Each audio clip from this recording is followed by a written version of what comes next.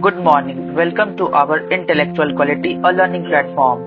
तो हम अपने डेली करंट अफेयर सीरीज को आगे बढ़ाते हैं। आगे बढ़ाने से पहले कुछ मोटिवेशनल कोट्स के साथ शुरू करेंगे।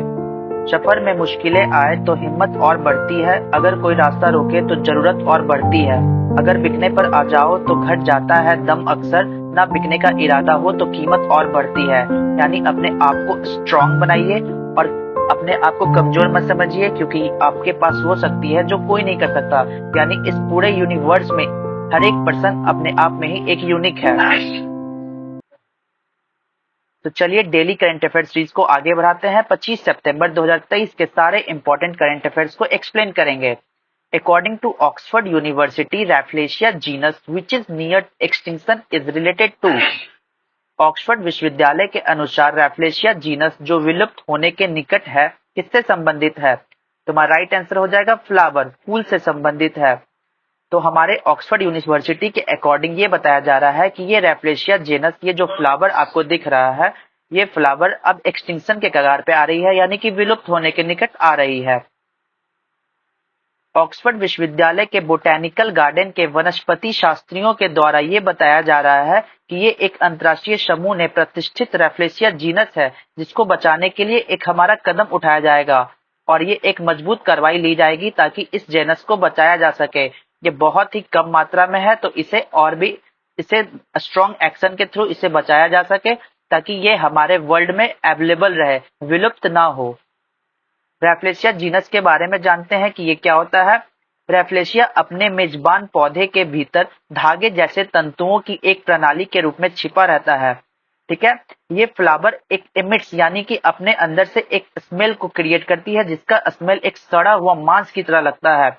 प्यूट्रिड स्मेल लाइक रॉटिंग मीट की तरह, जो पॉलिनेटर्स को अट्रैक्ट करती है। ठीक है, इसके पास जैसे ही आप जाइएगा तो एक सड़ा हुआ मांस की तरह गंध आएगा। तो ये था रैफ्लेशिया के बारे में। क्वेश्चन नंबर 2 चलते हैं। हाल ही में किस कंपनी ने आगामी आईसीसी विश्व कप 2023 के लिए टीम इंडिया की जर्सी लॉन्च की है? Which company has recently launch team India Jersey for the upcoming ICC world cup 2023? 2023 के वर्ल्ड कप के लिए हमारे भारतीय टीम के लिए कौन सा जर्सी बनाया जा रहा है, किस कंपनी के द्वारा? तो हमारा राइट आंसर हो जाएगा एडिडास के द्वारा। यहाँ पे देखिए, ये जो शोल्डर पे है ये ट्री कलर के रूप में बनाया जाएगा और ये है एडिडास का लोगो, एडिडास के द्वारा ये बनाया जा रहा है। विथ जस्ट 2 वीक्स लेफ्ट, 2 सप्ताह बचे हैं 2023 आईसीसी वर्ल्ड कप के लिए, एडिडास ने अपना official kit sponsor of the Indian team को अनवील कर दिया है। अपना जर्सी फॉर द मेन के लिए इन ब्लू कलर में इसको अनवील कर दिए हैं। हाल ही में संपन्न एशिया कप में भारत ने जो जर्सी पहनी थी उसमें एक बड़ा बदलाव हुआ है।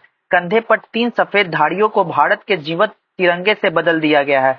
जो 3 व्हाइट कलर का स्ट्रिप था उसे अब नेशनल फ्लैग में कन्वर्ट कर दिया है। किसके द्वारा किया गया है? तो एडिडास कंपनी के द्वारा।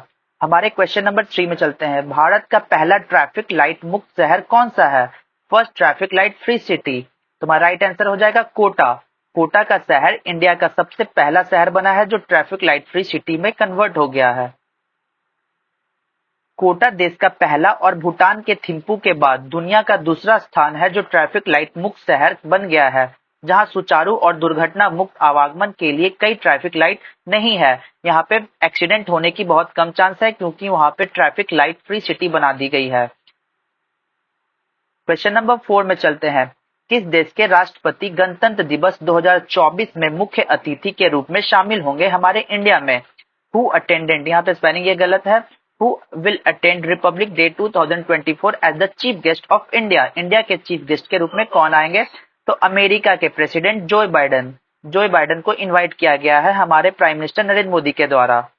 ये देखिए, रिपब्लिक डे परेड के समय Biden to be chief guest for Republic Day 2024, ये क्वेश्चन मार्क लगाया गया है, मतलब ये अप्रूवल दे दिया गया है।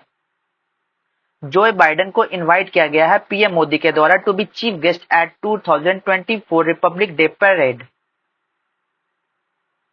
क्वेश्चन नंबर 5 में चलते हैं। World Sign language Day is celebrated, विश्व सांकेतिक भाषा दिवस कब मनाया जाता है? हमारा राइट आंसर हो जाएगा 23 सितंबर को वर्ल्ड का साइन लैंग्वेज डे सेलिब्रेट किया जाता है।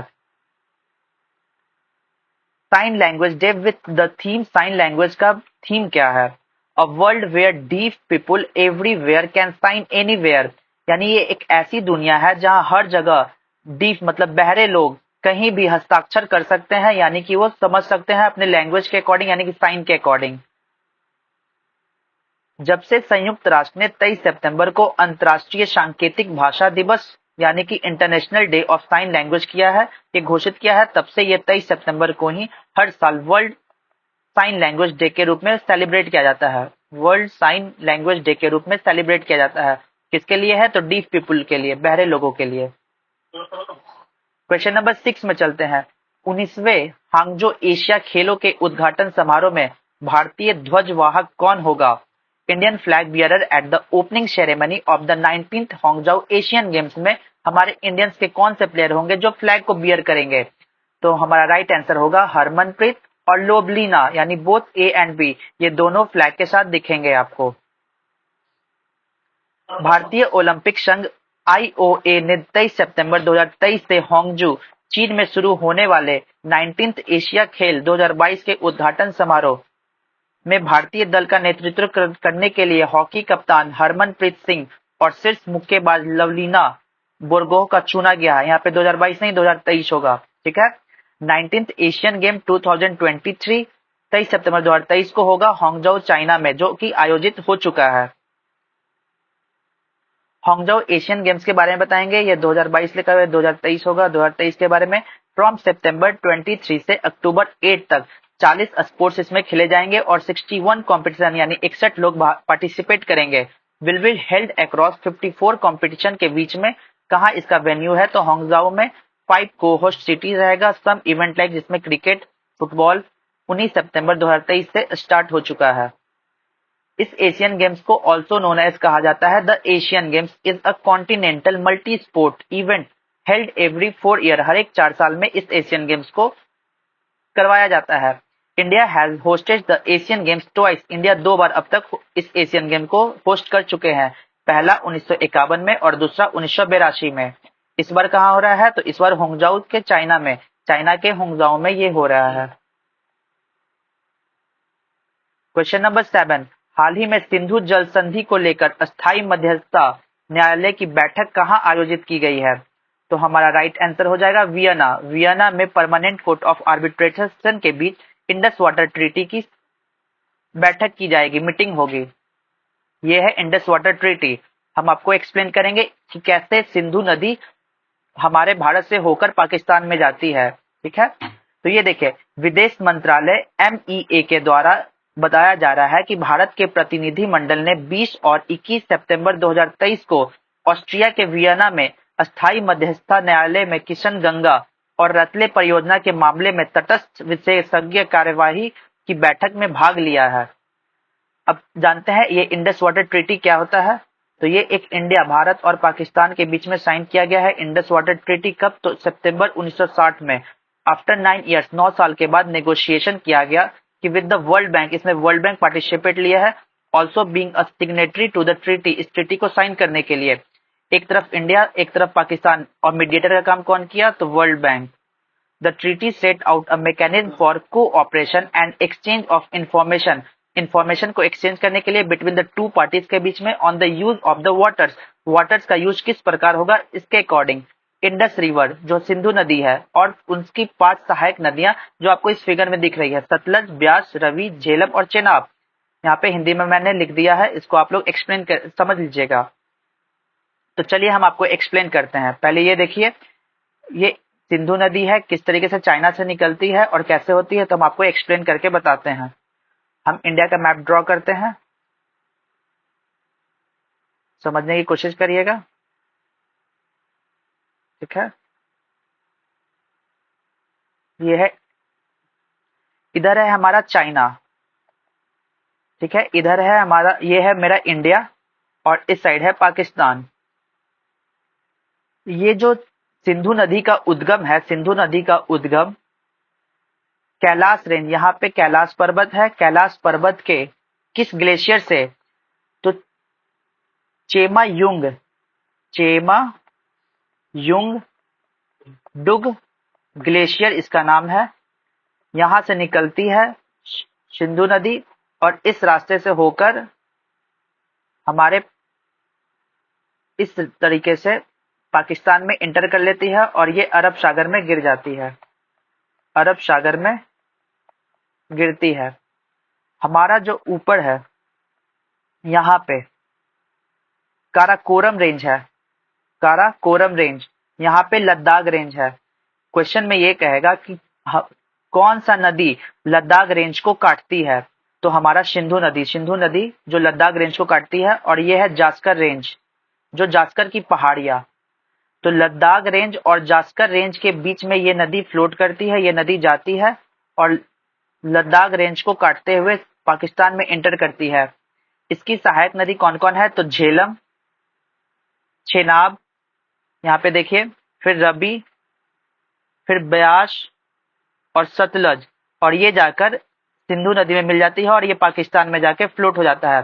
तो इस तरीके से हमारा ये सिंधु नदी के बारे में आपको एक्सप्लेन कर दिया, किस तरीके से, कहां से इसका उद्गम है, चाइना से उसका उद्गम है, इंडिया में एंटर करती है, और इसी के बारे में बंटवारा किया गया था 1960 में, इंडस वाटर ट्रीटी बनाई गई थी, Indus water treaty. Question number 8 में चलते हैं। In which district of UP, Uttar Pradesh, PM Modi laid the foundation stone of the international cricket stadium. Uttar Pradesh के किस जिले में पीएम मोदी ने अंतर्राष्ट्रीय क्रिकेट स्टेडियम की आधारशिला रखी है, तो वाराणसी में।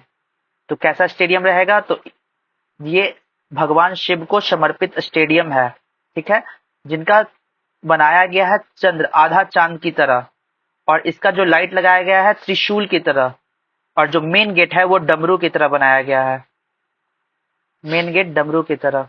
एक्सप्लेन करते हैं।